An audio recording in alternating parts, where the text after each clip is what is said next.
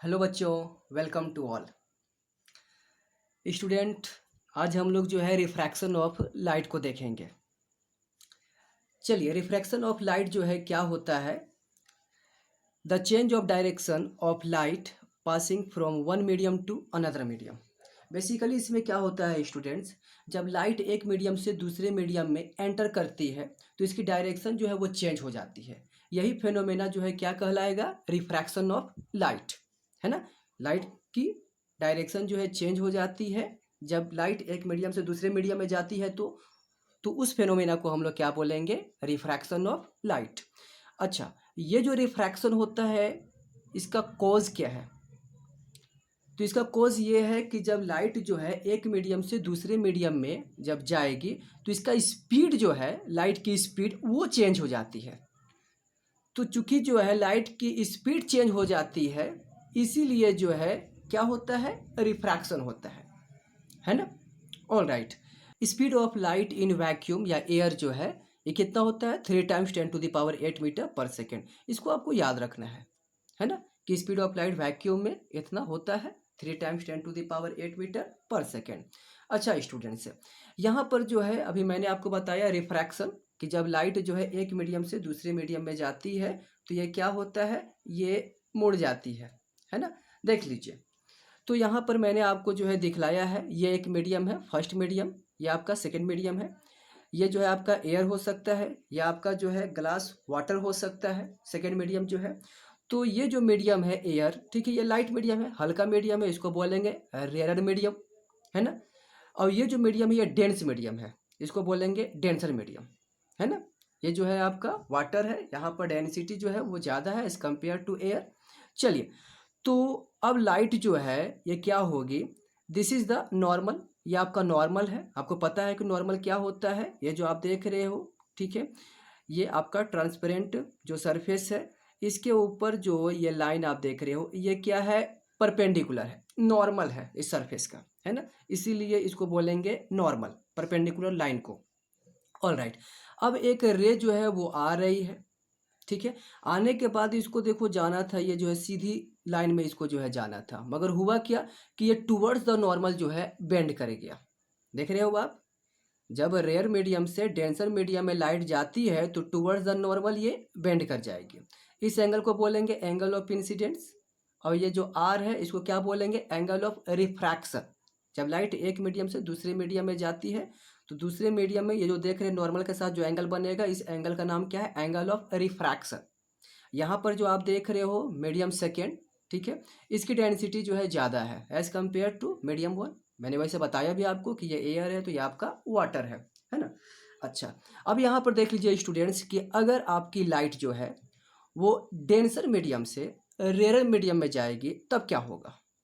तो याद रखिए स्टूडेंट्स कि जब लाइट जो है डेंसर मीडियम से रेयर मीडियम में जाएगी तो लाइट क्या होगी? अवे फ्रॉम द नॉर्मल जो है ये बेंड कर जाएगी। आप देख रहे हो, जाना था इसको जो स्ट्रेट लाइन में जो है इस तरह से, और हुआ क्या? ये जो है अवे फ्रॉम द नॉर्मल जो है वो बेंड कर गया, है ना। ओके बच्चों, तो रिफ्रैक्शन का कुछ लॉ भी है, उसको भी हम लोग जो है देख लेते हैं वन बाय वन करके। दो लॉ है बेसिकली जो है। तो फर्स्ट लॉ देखिए क्या है? The incident ray, refracted ray, and the normal to the interface of two transparent media at the point of incidence all lie on the same plane, है ना। अब यहाँ पर देख लीजिए इंसिडेंट रे, जैसा कि मैंने आपको जो है दिखाया, this is the incident ray. ये आपका क्या है? इंसिडेंट रे है students. This is the incident ray, ये आपका नॉर्मल। अब ये जो रे है ये क्या है? रिफ्रैक्टेड रे। ये तीनों के तीनों क्या होगा? सेम प्लेन में जो है लाई करेगा, है ना। ये तीन जो है सेम प्लेन में लाइज करेगा। ऑल राइट, ये आपका फर्स्ट लॉ है। सेकेंड लॉ देखिए यहाँ पर आपको क्या ये बता रहे हैं, तो सेकेंड लॉ जो है उसमें पढ़ते हैं हम लोग, the ratio of sine of angle of incidence to the sine of angle of refraction is constant. Sine of angle of incidence और sine of angle of refraction ratio क्या होगा? वो कांस्टेंट के बराबर है ना। अब इस लॉ को हम लोग क्या बोलेंगे? स्नेल्स लॉ बोलेंगे इसको। तो इस चीज़ को आपको याद रखना है कि it is the ratio of sine of angle of incidence to the sine of angle of refraction remains constant. यह कांस्टेंट होगा। इसको हम लोग समझते हैं क्या मतलब है इसका। चलिए 3 अलग अलग जो है सिचुएशन, देखिए सिचुएशन में हम लोग क्या करेंगे, इस लॉ को समझेंगे जिसको स्नेल्स लॉ भी बोला जाता है। ऑल राइट, यहाँ पर देखिए मैं क्या कर रहा हूँ स्टूडेंट्स, यहाँ पर देखिए जो है एंगल ऑफ इंसिडेंस को हम चेंज कर रहे हैं, तो एंगल ऑफ रिफ्रैक्शन भी जो है वो चेंज हो रहा है। यहाँ पर देख लीजिए, this is the angle of incidence, this is the angle of refraction. अब मैंने यहाँ पर क्या किया, देख लो मैंने एंगल को जो है बड़ा कर दिया, चेंज कर दिए। एंगल ऑफ इंसिडेंस जो पहले आई था इसको बोल देते हैं I1, तो एंगल ऑफ रिफ्रैक्शन देख लो ये भी चेंज हो गया, है ना। ये देख लीजिए एंगल ऑफ इंसिडेंस क्या है I2, तो ये क्या हो गया आपका R2। तो मैं क्या करता हूँ कि हर बार जो है एंगल ऑफ इंसिडेंस को चेंज करता हूँ, तो एंगल ऑफ रिफ्रैक्शन भी क्या हो जाता है, चेंज हो जाता है। दोनों का मतलब जो रेशियो होगा, इसके लिए देख लो, इसके लिए sine I upon sine R is equal to sine I1 upon sine R1 is equal to sine I2 upon sine R2 is equal to constant, है ना। हर बार जो है दोनों का जो रेशियो होगा वो क्या होगा, जो है कांस्टेंट होगा, है ना। इस चीज़ को आपको समझना है। जैसे मान लो कि आपका एंगल ऑफ इंसिडेंट जो है आई क्या है आपका 30 डिग्री है, 30 डिग्री आपको पता है साइन 30 डिग्री होता है कितना 1/2, और ये मान लो कि ये हो गया आपका साइन 45 डिग्री, ये कितना हो गया आपका साइन 45 आपको पता है, तो ये हो गया आपका जो है 1/√2, है ना स्टूडेंट्स। साइन यहाँ पे 30 रख दो, यहाँ पे 45 रखो, तो साइन 30 क्या होता है 1/2। साइन जो है 45 ये क्या होगा 1/√2, तो फाइनली जो है ये क्या आ रहा है √2/2। तो इसके लिए मान लो √2/2 आया, तो इसके लिए भी कितना आएगा, यहाँ पर साइन रख दीजिए, मान लो 30, यहाँ पर जो है ये हो गया 15। तो यहाँ पे जो एंगल मैंने चेंज किया है, ठीक है, तो इसका भी जो आएगा सॉल्व करने के बाद वो क्या आएगा रेशियो इसका √2/2। एक एग्जांपल के लिए मैं बोल रहा हूँ कि जब आप एंगल को जो है चेंज करोगे यहाँ पर, तो क्या होगा, हर बार जो रेशियो आएगा निकल के वो सेम आएगा, वो क्या होगा हमेशा कांस्टेंट होगा। All right, is it clear. चलिए स्टूडेंट्स, अब हम लोग जो है स्टडी कर लेते हैं रिफ्रैक्टिव इंडेक्स को। यह रिफ्रैक्टिव इंडेक्स जिसको हम लोग एन से जो है रिप्रेजेंट करेंगे, ये क्या होता है students, it is the ratio of speed of light in a given pair of medium. देख लीजिए रिफ्रैक्टिव इंडेक्स जो है क्या है, रेशियो है वेलोसिटी ऑफ लाइट, स्पीड बोलिए या फिर वेलोसिटी बोलिए, velocity of light in one medium, ठीक है, to the velocity of light in second medium. तो फर्स्ट मीडियम में स्पीड ऑफ लाइट और सेकेंड मीडियम में जो स्पीड ऑफ लाइट है, इसका जो रेशियो है ये क्या कहलाएगा, रिफ्रैक्टिव इंडेक्स, जिसको हम लोग एन से जो है रिप्रेजेंट करेंगे, है ना स्टूडेंट्स। इसको आपको जो है याद रखना है कि ये क्या है, रेशियो है। या फिर रिफ्रैक्टिव इंडेक्स को और बढ़िया है समझते हैं हम लोग, रिफ्रैक्टिव इंडेक्स जो है ये मीडियम का जो है प्रॉपर्टी है। किसका मीडियम है, refractive index, it is a property of medium. जिस मीडियम का रिफ्रैक्टिव इंडेक्स ज़्यादा होगा वो लाइट को ज़्यादा मोड़ेगा, और जिस मीडियम का रिफ्रैक्टिव इंडेक्स कम होगा वो लाइट को कम मोड़ेगा। इसको और आगे हम लोग जो है समझते हैं बढ़िया से। चलिए आगे जो है हम लोग देख लेते हैं N12 इज इक्वल टू क्या होता है, तो यहाँ पर रिफ्रैक्टिव इंडेक्स हम लोग देखेंगे वन मीडियम में, ठीक है ना, as compare to second medium. N21 का मतलब हम लोग रिफ्रैक्टिव इंडेक्स को देखेंगे सेकेंड मीडियम में as compare to first medium. इसको आप जो है याद रखेंगे स्टूडेंट्स, है ना। एब्सोल्यूट रिफ्रैक्टिव इंडेक्स ये क्या होता है, it is a refractive index of a medium with respect to vacuum और एयर। देखिए बच्चों, इसमें हम लोग जो है क्या करते हैं, इसमें किसी भी मीडियम में जो स्पीड ऑफ लाइट है उसको हम लोग जो है कंपेयर करेंगे, किससे, वैक्यूम में जो स्पीड ऑफ लाइट है उससे। हमेशा क्या करेंगे, किसी भी मीडियम का स्पीड ऑफ लाइट को जो है हम लोग speed of light in vacuum से कंपेयर करेंगे, है ना। अच्छा, यहाँ पर आप जो है देख लो स्टूडेंट, सी जो होता है speed of light in vacuum या एयर होती है, इसकी वैल्यू अपनी है 3 × 10⁸ मीटर पर सेकेंड, ये कांस्टेंट है, चेंज नहीं होगा ये। तो अगर सी जो है ये कांस्टेंट है, तो एन जो है भी के साथ किस तरह से देखिए डिपेंड करेगा, तो ये एन जो है आपका, ये एन ये डिपेंड करेगा किसके साथ, v के साथ। v क्या है, speed of light in medium, medium में स्पीड ऑफ लाइट। तो यहाँ पर क्या होगा स्टूडेंट्स कि जिस मीडियम का रिफ्रैक्टिव इंडेक्स जो है, रिफ्रैक्टिव इंडेक्स ज़्यादा होगा, उस मीडियम में लाइट की स्पीड डिक्रीज हो जाएगी। मैं क्या बोल रहा हूँ कि जिस मीडियम का रिफ्रैक्टिव इंडेक्स जो है ज़्यादा होगा, उस मीडियम में स्पीड ऑफ लाइट क्या हो जाएगी, डिक्रीज कर जाएगी। अच्छा, कैसे पता चलेगा कि रिफ्रैक्टिव इंडेक्स ज़्यादा है या कम है? तो जो भी मीडियम जिसका डेंसिटी ज़्यादा है, जिसकी डेंसिटी ज़्यादा है, तो अगर डेंसिटी जो है ज़्यादा है स्टूडेंट, मैं बतला दूं कि डेंसिटी जो है, अगर ये डेंसिटी ज़्यादा होगा तो उस मीडियम का रिफ्रैक्टिव इंडेक्स ज़्यादा होगा। और अगर रिफ्रैक्टिव इंडेक्स ज़्यादा है तो वेलोसिटी क्या हो जाएगी लाइट की, बताइए वेलोसिटी क्या हो जाएगी? तो वेलोसिटी लाइट की डिक्रीज कर जाएगी। इस चीज़ को आपको जो है समझना है यहाँ पर, है ना? Is it clear to you? All right बच्चों, हम लोग क्या करते हैं कि एनसीईआरटी से एक प्रॉब्लम को देख लेते हैं, है ना? इससे ज़्यादा कॉन्सेप्ट आपका जो है क्लियर होगा। देख लीजिए, light enters from air to glass having refractive index 1.50। What is the speed of light in the glass? The speed of light in vacuum is 3 × 10⁸। देखिए, यहाँ पर स्टूडेंट्स क्या हो रहा है कि लाइट जो है एयर से ग्लास के अंदर जा रही है, और उस ग्लास का रिफ्रैक्टिव इंडेक्स देख लो दिया हुआ है 1.50, ये दिया हुआ है। तो आपसे पूछ रहा है कि जब ये ग्लास में लाइट जाएगी, ठीक है, तो स्पीड क्या होगा इसका? स्पीड ऑफ लाइट जो है ग्लास में क्या होगा, यही तो आपको निकालना है। Speed of light in vacuum देखिए क्या होता है, आपको पता है 3 × 10⁸ मीटर पर सेकेंड, आप जानते हो। तो चलिए निकालते हैं हम लोग speed of light in glass, क्या होगा ये निकालेंगे। क्या दिया हुआ है, एन या फिर म्यू से रिप्रेजेंट करेंगे रिफ्रैक्टिव इंडेक्स ऑफ ग्लास को।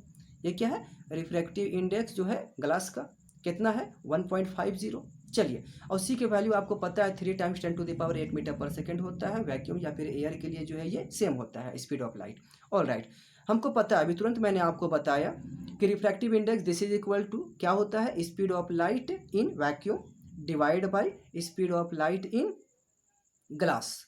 चलिए, तो इस speed of light in glass को आप इधर ले जाइए और रिफ्रैक्टिव इंडेक्स को इधर लाइए। यह रिफ्रैक्टिव इंडेक्स जो है किसका है, ग्लास का है ना? चलिए, तो speed of light in air या फिर वैक्यूम क्या होता है 3 × 10⁸। चलिए, रिफ्रैक्टिव इंडेक्स ग्लास का 1.50। अब क्या करेंगे स्टूडेंट्स, इसको देखिए, सिंपल सा कैलकुलेशन है, पॉइंट को हटाएंगे, 2 0 को बैठाइए, 1 0 जो है कैंसिल आउट हो जाएगा, 3 5 जा क्या हो जाएगा, 3 5 जा 15, 5 2 जा 10, तो यह हो गया 2 × 10⁸ मीटर पर सेकेंड। तो ये है आपका वेलोसिटी किसका, लाइट का, किस में, ग्लास में। तो this is the velocity of light in glass, ये हो जाता है 2 × 10⁸ हो गया। तो बताइए ग्लास में जो है लाइट की स्पीड जो है बढ़ गई, इंक्रीज हो गई कि डिक्रीज हो गई? देख लो, एयर में जो है वो कितना है 3 × 10⁸। ग्लास में क्या हो गया 2 × 10⁸। तो क्या हो गया ग्लास में जो है स्पीड आपका जो है वो डिक्रीज कर गया। क्यों डिक्रीज किया? क्योंकि ग्लास जो है वो डेंस है, डेंसिटी उसका जो है ज़्यादा है ना, डेंसर मीडियम है वो। तो डेंसिटी जब ज़्यादा होगा तो मैंने बताया था रिफ्रैक्टिव इंडेक्स ज़्यादा होगा, और जब रिफ्रैक्टिव इंडेक्स जो है ज़्यादा होगा तो मैंने आपको बताया था कि वेलोसिटी क्या होगा उस मीडियम का। देख लीजिए, उस मीडियम में जो है वेलोसिटी ऑफ लाइट क्या होगी, डिक्रीज कर जाएगी। ठीक है, so simple. Is it clear to you? All right, refraction through glass slab. ये देखिए एक ग्लास का स्लैब है स्टूडेंट्स, यहाँ पे इस ग्लास स्लैब का जो थिकनेस है वो क्या है, टी है ना। अब यहाँ से देखिए जो है क्या हो रहा है कि एक मोनोक्रोमेटिक जो है लाइट, मोनोक्रोमेटिक मतलब मोनो मतलब वन, क्रोमो मतलब कलर, तो एक कलर की लाइट जो है यहाँ से आ रही है। देख रहे हो आप, नॉर्मल के साथ जो एंगल बना रही है वो एंगल ऑफ इंसिडेंस आई है। चलिए, अब क्या होगा, एयर से जो है ग्लास के अंदर ये एंटर कर रहा है, ये रेयर मीडियम है, ये डेंसर मीडियम है। तो लाइट जब रेयर मीडियम से डेंसर मीडियम में आती है तो टुवर्ड्स द नॉर्मल ये बेंड कर जाती है। चलिए ठीक है, तो क्या हुआ स्टूडेंट्स, यहाँ पर इसको जाना था जो है, ये देखो इस, ये जो है ये क्या आपका पाथ ऑफ मोनोक्रोमेटिक लाइट का ये पाथ है, आना था इसको स्ट्रेट लाइन में जाना था, मगर क्या हुआ टुवर्ड्स द नॉर्मल ये बेंड कर गया, है ना। ऑल राइट, अब क्या होगा जो है ये देख लीजिए, ये रे जो है आगे बढ़ रही है और ये ग्लास स्लैब का जो नीचे वाला सरफेस आप देख रहे हैं यहाँ पे आके ये इंसिडेंट होती है नॉर्मल के साथ। यहाँ पर कितना बना रहा है एंगल, ये I1, ठीक है। अब क्या होगा ये, तो ये जो है डेंसर से जब रेयर मीडियम में रे जाती है तो क्या होता है, अवे फ्रॉम द नॉर्मल, ये आपका डेंसर मीडियम है, ग्लास है, बाहर में क्या है एयर है, तो ग्लास से क्या हो रहा है एयर में रेयर मीडियम में जा रहा है। ऑल राइट, तो क्या हो जाएगा अवे फ्रॉम द नॉर्मल। ये देखिए लाइट जो है आपकी जो है इस तरह से जाएगी, ये क्या हो गया इसका जो है ये पैरेलल हो गया। ये क्या है आपका, तो ये ओरिजिनल जो है आपका रे है, देख लीजिए ये इसको जो है कुछ इस तरह से जो है जाना था, तो क्या हुआ ये स्टूडेंट्स कि ये जो है इधर डिस्प्लेस कर गया। कितना डिस्प्लेस किया ये, उसी का नाम जो है लेटरल डिस्प्लेसमेंट है, ठीक है ना। तो अपने ओरिजिनल पाथ से जितना ये डिस्प्लेस करेगा उसका नाम क्या है लेटरल डिस्प्लेसमेंट। और ये दोनों जो है वो क्या हो जाएगा, ये पैरेलल्स हो जाएंगे, ये दोनों जो है पैरेलल लाइन से यहाँ पे आप देख रहे हो। ऑल राइट, अब यहाँ पर आप देखिए लेटरल डिस्प्लेसमेंट जो है किस किस फैक्टर के ऊपर ये डिपेंड करेगा उसको हम लोग जो है देख लेते हैं। चलिए देखते हैं कि ये लेटरल डिस्प्लेसमेंट जो है किसके ऊपर जो है ये डिपेंड करेगा। चलिए देखिए, तो यहाँ पर आप देख लो आई क्या है एंगल ऑफ इंसिडेंस, ये है एंगल ऑफ इंसिडेंस। तो अगर एंगल ऑफ इंसिडेंस जो रे आ रही है नॉर्मल के साथ जो एंगल जो है बनाएगी वो क्या है आपका एंगल ऑफ इंसिडेंस है, देख लीजिए ये, ठीक है। तो अगर एंगल ऑफ इंसिडेंस इसको अगर हम क्या करेंगे बढ़ाएंगे, मतलब जो रे इस तरह से आ रही है अगर इसका एंगल को हम जो है बढ़ा देंगे, अब देखो एंगल क्या हो गया बढ़ गया नहीं, तो एंगल को अगर बढ़ाएंगे एंगल ऑफ इंसिडेंस को तो लेटरल जो डिस्प्लेसमेंट है वो क्या हो जाएगा, वो भी आपका जो है बढ़ जाएगा। लेटरल डिस्प्लेसमेंट जो शिफ्ट होगा वो क्या होगा, वो भी स्टूडेंट्स यहाँ पे बढ़ जाएगा। ऑल राइट, अब देख लीजिए रिफ्रैक्टिव इंडेक्स, ये देखिए सेकेंड जो आप फैक्टर देख रहे हो जिसके ऊपर ये लेटरल डिस्प्लेसमेंट डिपेंड करेगा वो क्या है रिफ्रैक्टिव इंडेक्स। तो रिफ्रैक्टिव इंडेक्स अगर ज़्यादा होगा तो लेटरल डिस्प्लेसमेंट भी क्या होगा ज़्यादा होगा। ऑल राइट, अब थर्ड देख लीजिए फैक्टर जिसके ऊपर लेटरल डिस्प्लेसमेंट आपका डिपेंड करेगा वो क्या है थिकनेस, किसका thickness of the glass slab, ये रहा थिकनेस, टी से रिप्रेजेंट करेंगे इसको। तो थिकनेस अगर ग्लास स्लैब का ज़्यादा होगा, थिकनेस अगर ज़्यादा होगा तो लेटरल डिस्प्लेसमेंट भी क्या होगा ज़्यादा होगा, देख रहे हो ना, ये ज़्यादा आपका डिस्प्लेस करेगा। ऑल राइट, अब एक और फैक्टर है जिसके ऊपर ये आपका डिपेंड करेगा लेटरल डिस्प्लेसमेंट, वो क्या है लेम्डा, ये आपका लेम्डा है। तो लेटरल डिस्प्लेसमेंट जो है ये इंक्रीज होगा कब, जब वेवलेंथ ऑफ लाइट जो है वो डिक्रीज करेगी। वेवलेंथ ऑफ लाइट क्या होगी डिक्रीज करेगी, मतलब जिसका जो है जिस लाइट का, ठीक है, जिस कलर का वेवलेंथ छोटा होगा उस केस में लेटरल डिस्प्लेसमेंट ज़्यादा होगा, है ना। जैसे कि मान लो यहाँ पर एक देख लेते हैं, ये है आपका जो है रेड है, ये रेड, और ये जो आप देख रहे हो ये ब्लू है, तो किसका वेवलेंथ जो है यहाँ पर छोटा है, देख लीजिए आपको पता है ये रहा आपका जो है वेवलेंथ जिसको हम लोग लेम्डा से रिप्रेजेंट करते हैं। तो इसका देख लीजिए वेवलेंथ, इसका देख लीजिए वेवलेंथ, किसका जो है वेवलेंथ छोटा है, तो आप देख रहे हो ब्लू कलर का जो है यहाँ पर क्या है वेवलेंथ छोटा है ना। और ये कौन सा कलर है आपका ये रेड है। तो यहाँ पर जो वेवलेंथ है wavelength of blue colour is less than wavelength of red colour. तो चूंकि ब्लू का जो है वेवलेंथ छोटा है तो इस लाइट के लिए जो है इस कलर के लिए लेटरल डिस्प्लेसमेंट जो होगा वो क्या होगा ज़्यादा होगा। मतलब यहाँ से जो कलर आ रही है अगर वो ब्लू कलर को हम भेजेंगे यहाँ पे तो लेटरल डिस्प्लेसमेंट जो है ब्लू कलर के लिए क्या होगा ज़्यादा होगा। इस चीज़ को जो है स्टूडेंट आपको याद रखना है। Is it clear to all? Okay, ठीक है स्टूडेंट्स, तो आज के लिए इतना ही जो है हम लोग रखते हैं। अगर आपको ये वीडियो अच्छा लगा then hit the like button and subscribe the channel. Thank you.